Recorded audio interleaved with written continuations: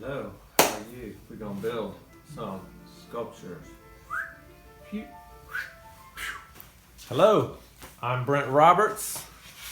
Welcome to my studio space here. I am thankful to have this time to connect with you. I wanted to share with you my process for building a sculptural vessel maybe like this one.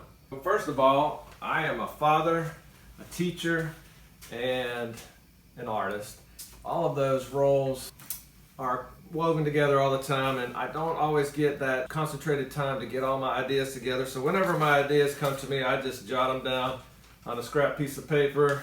I keep them around and I can revisit them and remember what that burning idea was at the time. I like to hand build things out of clay. The tools that I need to get started are a good solid table to work on, a clay machine like this. I had the pleasure of working with Mike Badalero at Clemson University for my master's degree, and I started using these extruded shapes stacked together in a traditional coil building idea, but with using multiple shapes. So I've got my extruded shape, paisley, a little variation of the heart shape, which is something that's really captivating to me and my creative energy. I'm going to need some way to stick it together, so I've got some clay slip, which I also learned it's helpful to stick some dissolved cheap toilet paper in there. That helps create a fibrous structure for the clay pieces to stay together even as they're moving in the shrinkage and in the firing. I need something to do some score marks with. I have that. And I like to make tactile surfaces, so I did some experimenting with different things that I might use in the studio to help create a texture. This is an old extruded X shape that I'm going to use to add some texture to my pieces. This is a great tool, the slicing tool here for extruded pieces. I've got a workboard here that I've already started building one of the layers, the bottom of my pot, and I'll slice through that.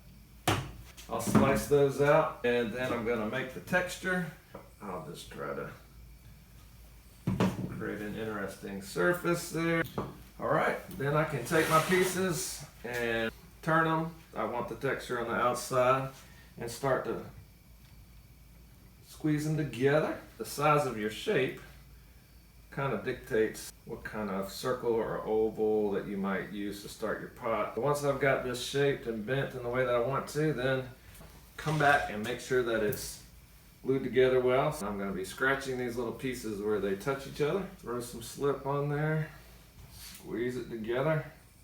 Score, slip, compress. That's what I teach my students. And then I've got a pot started, and before you know it, I'll decide where I want to start finishing off that form and where else I want to take this idea. Thank you for spending a little time with me in my studio here.